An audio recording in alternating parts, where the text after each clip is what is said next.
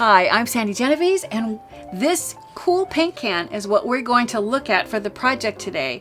I've used it as a way to document memories from where I'm living in Laguna, and I really wish that I had one for every house that I've lived in, and you're going to see why. It's just so cool. First of all, because it's a paint can, the lid, once I have it really fastened down tight, having a little screwdriver is the perfect way to be able to lift the lid. Now, all I did was, if you look closely at the screwdriver, I just drilled a small hole that allowed me to put the ball chain through the screwdriver, and that way it won't get lost and it'll always be attached to the paint can itself.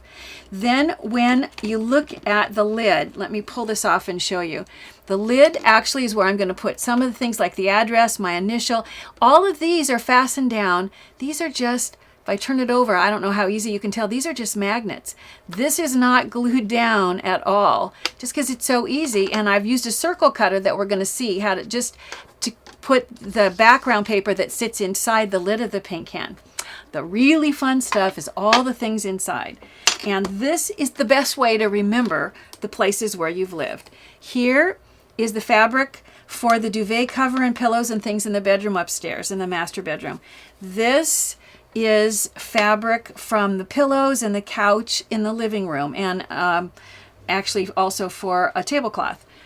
If I bring these up and you can see, this is the travertine tile. If I flip it over, and so since it's the kitchen, I've just used white rub-on letters, and then I've added just little decorative accents. These happen to be Jolie's Boutique. Here, sometimes they're stickers, sometimes they're die cuts. If you flip it over, you can see this was flooring, hardwood flooring. And then if I bring up, here is carpet from the bedrooms. And let's see, I'm kind of running out of space. Let me see if I can stack all this stuff over here. I have the paint, and as well as putting the paint chips in here, I've labeled the rooms that were painted that color. I have some colors that I didn't use this anywhere in my house. I just liked sort of the rainbow effect of all the paint chips put together. So I just took all of the paint things, and then I just labeled the ones that were accurate for the rooms that I had actually decorated in the correct colors. There's a couple of more backsplashes for bathrooms. If you look at the tiles for bathrooms and kitchens, more details. And the final thing that I think is just so fun, I'm going to move this out of the way, is of course the photos, which if you've watched my show before, you know how important I think this is. So this is just a little accordion folded album. If you look, you'll notice that it's held closed with a little piece of magnet. We're going to look at doing that. And then inside I've got, these are on this one side of this accordion folded book, are all of the outdoor pictures, decks and front yards, backyards, the view that you see from some of it. And when you flip it over, I've used the back side to start with the photos from inside different rooms of the house. So all of this just closes up and is closed with a little magnet. I'm going to start with the can itself. So if I bring up every can, I went to several. I went to Michael's, I went to Hobby Lobby, I went to Joann's. I found these clear acrylic cans, all different sizes in all different stores. If you don't have luck finding them there or online, I didn't think to check online, but they're likely there as well. You can also just go to a paint store or to a home, like a Lowe's or Home Depot, and get a regular paint can. The difference is, if you have the plastic can, this next step we're going to put inside. If you have a real paint can, you'll put the paper on the outside. What I did, depending on the size of your can, is you want to cut 2 pieces of paper so that when I curl them and slide them inside, they're just going to slide right against. I'll go ahead and put the second one in. It will uncurl and it will just create so easily the inside. However, I'm going to pull this back out for a minute so that I can show you what I did as far as decoration goes. I'll leave one of them in because I really only need to do this for one of these. What I'm going to do is talk to you about the actual, in my case, I labeled the front of my can with the city, Laguna Beach. So on what will be the front of this can, what I have is a label. Let me bring this up and I'll show you what I did. Here's all these sticker choices. So what I did was I took just a piece of copy paper. I wanted to curl easily with the paper, so I picked a paper that was thin. I just have cut it so that it will sit inside. Before attaching it down, I just took vellum stickers, and this is actually the one that I used. If you look at the actual can, you'll see that I cut it so that I had some on the bottom and some on the top. However, I noticed there were lots of other choices. Here was one that I layered up in order for it to look like waves that I could have used as well. And then the lettering on the can is just vellum stickers. Doesn't have to be vellum, but in my case they just kind of fit the theme. And I've shown this before. If you're going to do a whole word like I have, you know, I've done it in 2 pieces, it's easiest to compose the whole word at once. And what you do is just take the leftover piece. Here is the lettering that I've already used off of this sticker sheet, and I'm going to use it to write out Laguna and overlap the letters. I'm going to be able to peel the whole thing together because each letter is overlapping the letter that it's next to. And that way I can pull the whole thing off and attach it in a one strip, and then do the same thing with the word beach for underneath. So you're going to have to use your imagination a little bit here and imagine that I've already got this all decorated with Laguna Beach. So I'm just adding adhesive. Of course, you're going to have more adhesive than this. And I'm going to position this in the middle of what will be the front panel. And I mean, it doesn't have to be exactly the middle.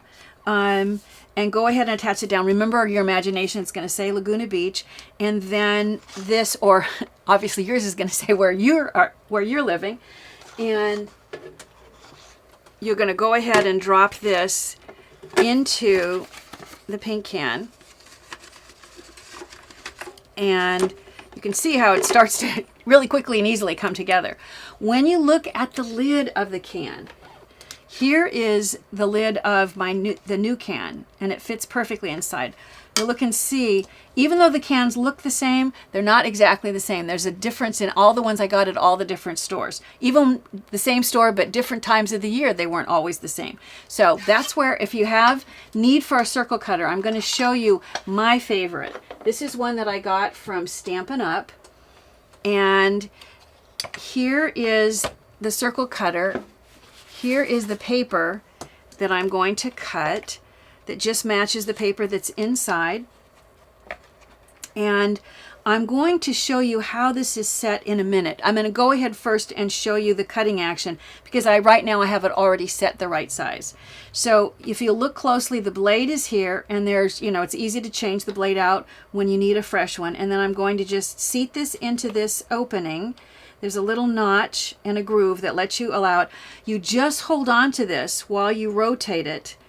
And I am cutting on a glass mat, which is important when it gets back to the front. I mean, I never have worked with one that works so easily and so good as this one. So if I move this out of the way, here is the size circle that I need. And now let me show you. In fact, we might need this color back behind here so you can see a little bit better what I'm referring to. If I take this out, it also, you can see it a little better. Here is the guide.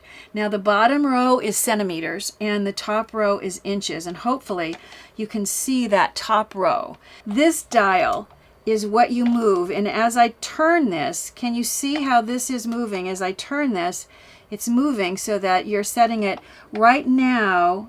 That would be a 5-inch diameter circle. And if I continue, here I've moved it, this would be a 4-inch diameter circle. It is so easy. If you need anything from 1 inch to 6 inches, this, I think, is the ticket. It works so great. So let me move this out of the way. Once you have the circle cut, that is going to just sit right inside of the lid of the can, which is right here. And the easiest way to decorate this is just with magnets, because then you don't have to worry about sticking anything down.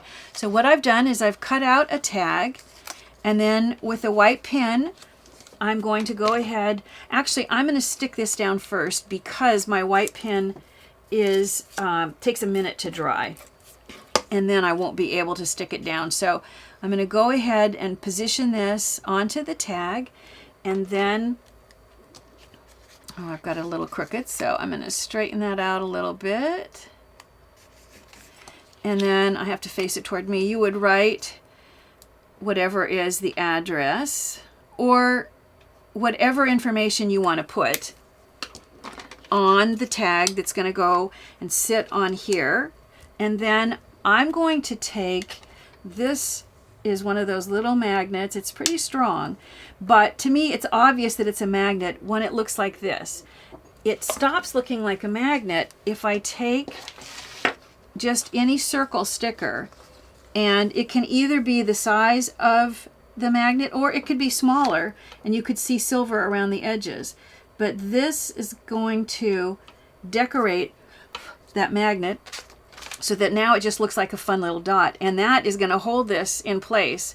It's not going anywhere with that little magnet to hold it. So you can add other little details. If you look at my finished one, I added my initial and, you know, a heart punch, a few other fun things, whatever else kind of fits into your memories of your house. Then when it comes to the inside accordion booklet, let's talk for a minute about that. Here is the booklet, and let me show you the steps that were involved in the creation of this. So I started with paper, and I just took the longest piece of paper I had.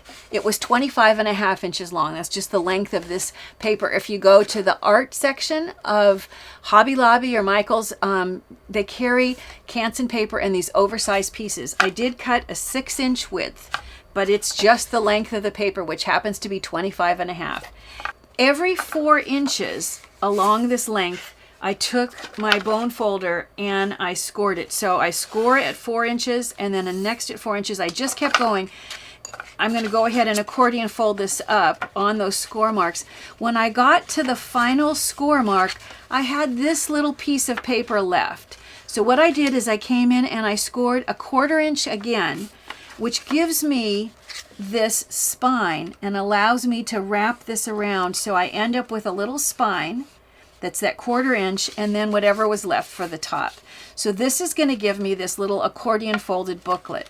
Now to decorate it, I actually used grays and yellows because I have used these a lot inside my house, as well as like pillow ticking and things like that.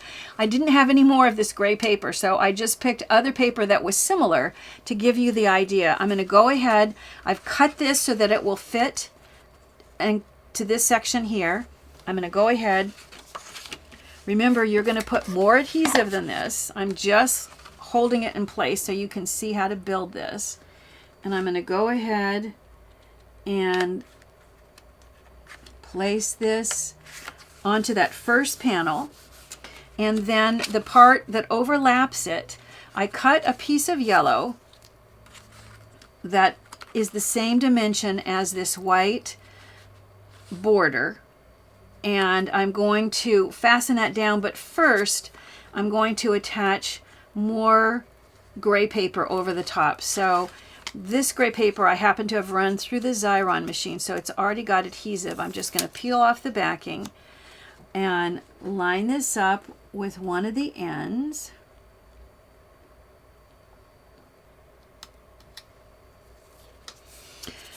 I've left this edge so that I can go back and I can write. In this case, I've used it to write Laguna Beach, California. You can use it to write any other thing that's pertinent to what is going to go inside your can. And then this is going to have more adhesive, lots more, that I'm going to use to attach this right on top of the piece that hangs over, the lip that hangs over, to give you this. So you now have this portion.